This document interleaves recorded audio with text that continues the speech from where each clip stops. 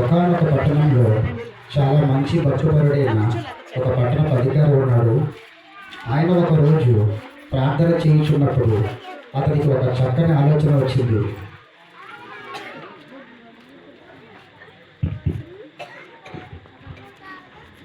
నమస్తే సార్. నమస్తే, బాగున్నారా? బాగున్నాను సార్.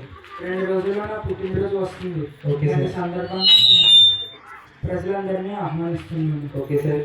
వాళ్ళందరికీ భోజనాలు ఏర్పాటు చేస్తున్నాను. Okay sir. ఇంకా వాళ్ళకి ఎన్నెన్నో బహుమతులు కూడా ఇద్దామనుకుంటున్నాను. Okay sir. మీకు తెలుసా, ఇందులో ఒక సీక్రెట్ ఉంది. ఏంటి సార్ అది? ఓ బాగుంది సార్. అలాగే ఈ విషయం ప్రతి ఒక్కరికి తెలిసేలా దండోరా నుంచి. Okay sir. ఈ సీక్రెట్ మన ఇద్దరి మధ్యలోనే ఉండాలి. Okay sir. ప్రజలందరికీ ఏ లోటు రాకుండా చూస్తాం. సరే సార్.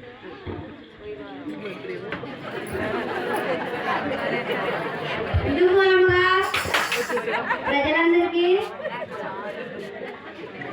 జరుగుతున్నాను ఏమనగా పట్టణాధికారి గారి పుట్టినరోజు సందర్భంగా మీ అందరికీ భోజనాలు ఏర్పాటు చేస్తున్నారు. భోజనాలతో పాటు బహుమతులు కూడా ఇస్తారంట.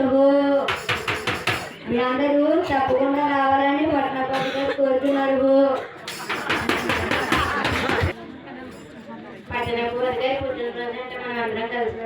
భోజనాలు పెట్టడమే కాకుండా మంచి మంచి గిఫ్ట్లు కూడా ఇస్తున్నారంట. మనం అందరం కలిసి వెళ్దామా? పదండి పదండి వెళ్దాం.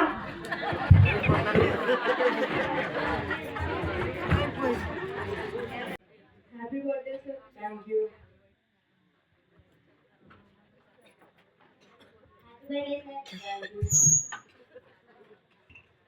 Happy birthday sir. Thank you.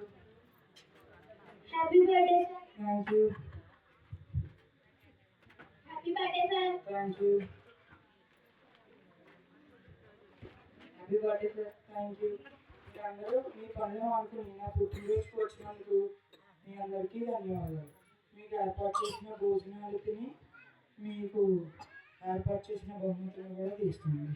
సరే సార్.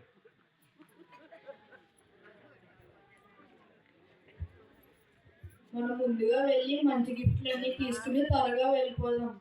ఏమున్నాయో చూద్దాం. అది స్మార్ట్ వాచ్. ఈ స్మార్ట్ వాచ్ భలే ఉంది. ఇంకా ముందు ముందు ఇంకా మంచి గిఫ్ట్లు ఉంటాయి. అది ఐఫోన్. ఈ ఐఫోన్ భలే ఉంది. ఈ కలర్ కూడా బాగుంది. ఇంకా చూద్దాం. బైబిలా చదువుతామా పెడతామా? రోజంతా షెల్ఫ్లోనే ఉంటుంది. ఎందుకులే. టీవీయా?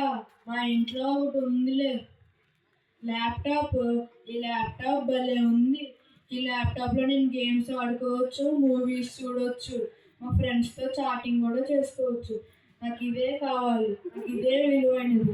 ఇదే కావాలి. హాయ్ టీవీయా, ఇదేదో కొత్తగా ఉంది. ఇది తీసుకెళ్ళి మా ఇంట్లో పెట్టుకుంటే రోజు సీరియల్స్, వెబ్ సిరీస్, అంతేకాకుండా రోజు కొత్త కొత్త వంటకాలని చేసుకుని తినచ్చు. నాకు ఇదే కావాలి. నాకు ఇదే విలువైంది. హాయ్, ఎన్ని వస్తువులు ఉన్నాయో నాకు నచ్చినవి తీసుకోవచ్చు. ఫోనా? మా ఇంట్లో ఆల్రెడీ 2 ఉన్నాయిలే. బైబిలా? చదువుతామా చేస్తామా అరమాల్లో పెడతాం. మిక్సీయా?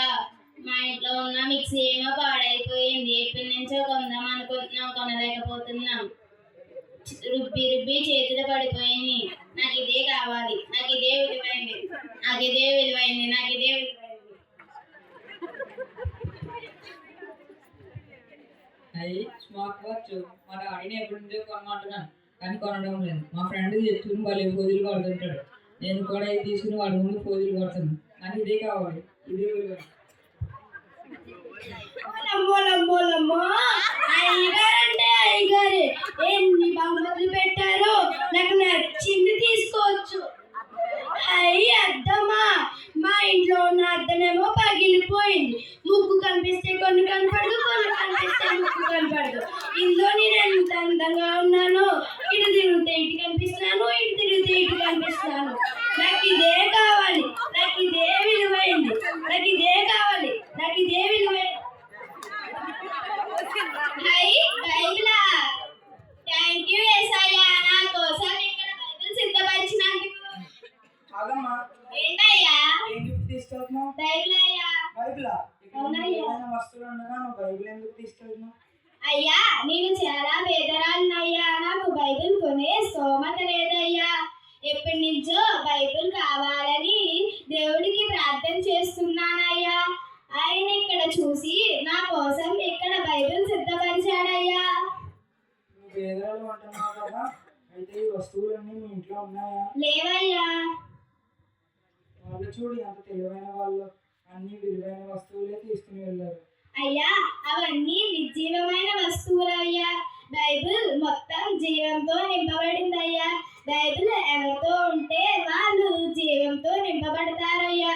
వాక్యమే దేవుడై ఉన్నాడయ్యా.